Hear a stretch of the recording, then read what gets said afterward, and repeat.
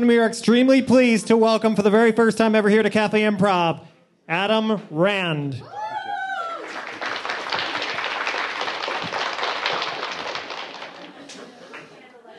Too much for Mom. I was one of those young men whose father said, "Herb, the other boys pay for their college education. You will too." I had no choice. I had to work during the day and attend college at night. I was majoring in business, and I had hopes of becoming an entrepreneur, which I finally did. I now own 16 apartment buildings in Boston. But back then, when I was a college student, I was so poor, I was often eating Cheerios cereal because I couldn't afford to buy anything else. The only work I could find at that time was working as a waiter at the LaRouche Hotel, a rundown senior citizens hotel in Brookline. This place was as much a hotel as I am an alien from the planet Neptune. Don't think that a fresh coat of paint would have saved the LaRouche Hotel. It needed to be torn down. Everything in it was old. Everything in disrepair and broken. Sort of like the 127 seniors who resided there all year long.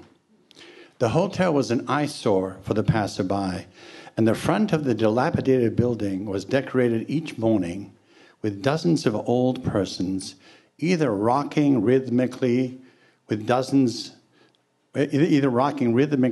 or passionately engaged in conversations with themselves, or yelling, "Hey, Sonny boy, I want to talk to you. Come here, I say, come here." On my first day of work at the LaRouche Hotel, I was assigned to serve 6 tables. Each table seated 8 seniors, and I was given tables 11 through 16, close to the main entrance of the dining room and the kitchen. I was grateful that I wouldn't have to walk far, but as it turned out, I had to walk farther than any other of the waiters because I had many seniors who didn't know what they wanted to choose for dinner. Resultantly, they wanted to see how the brisket looked, or how the meatloaf smelled, or how the roast chicken looked. Additionally, they often changed their mind about their choices or complained that the pasta or the carrots were undercooked, or the chicken soup was too salty, or the boiled potato was cold, or worst of all, that they didn't like anything, absolutely anything on the menu. And they would die of starvation for sure, because I was bringing them terrible food that they wouldn't even have fed to their help. Sadly, most of them had lost their sense of judgment and rationality. I honestly did my best to serve them, but it wasn't easy.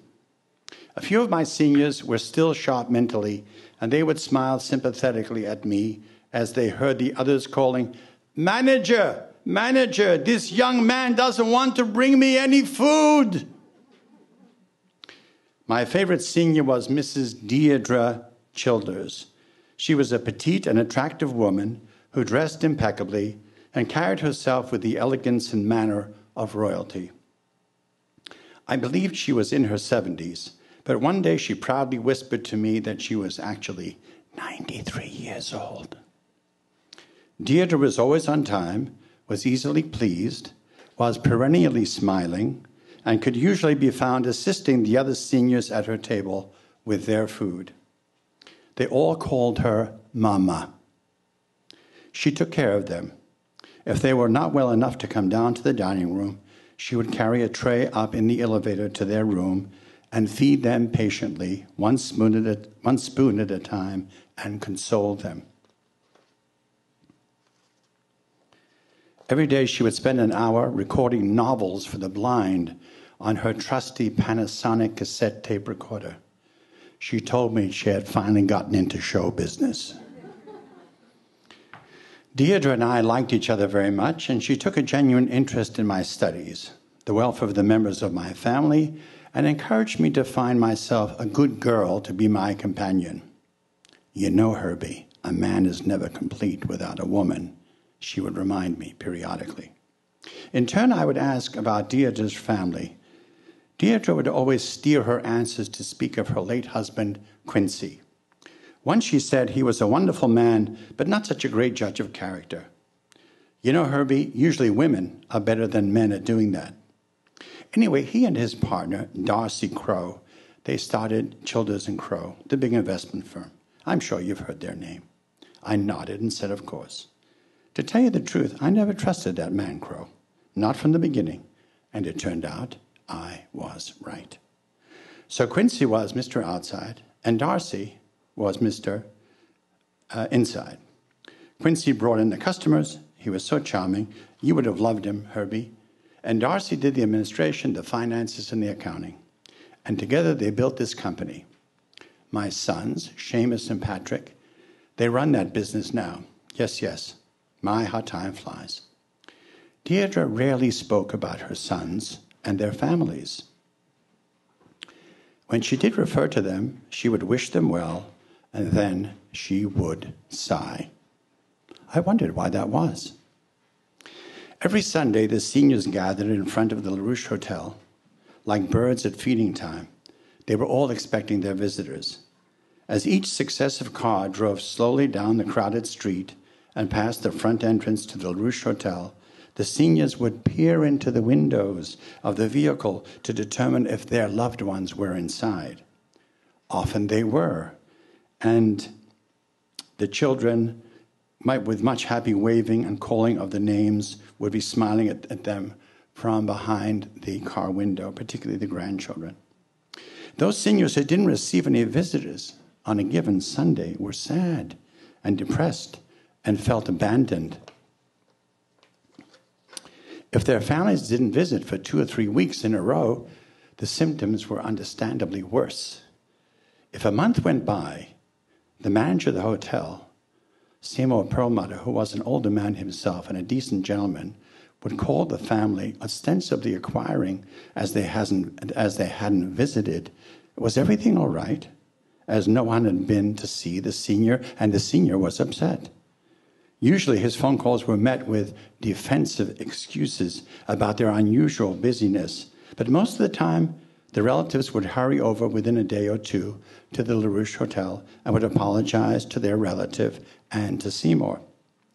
On occasion, Seymour's prompting phone call was met with bristling anger, and he was firmly instructed never to call again, and was even hung up on.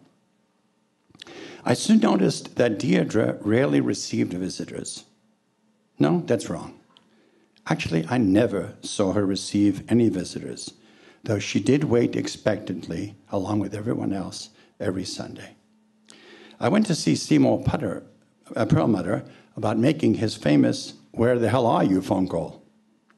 Where was Seamus? Where was Patrick?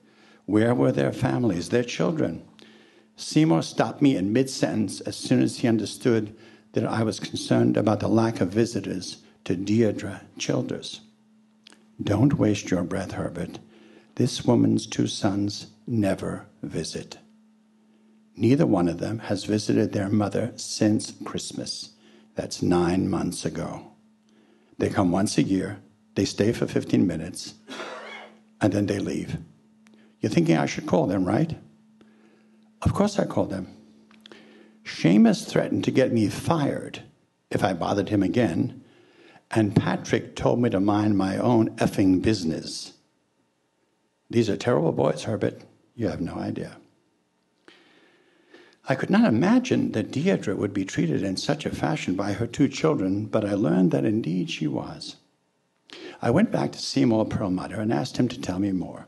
He told me to come back when his shift was over, which was 11 o'clock at night, with a few Michelobes, and he would tell me the whole ugly story.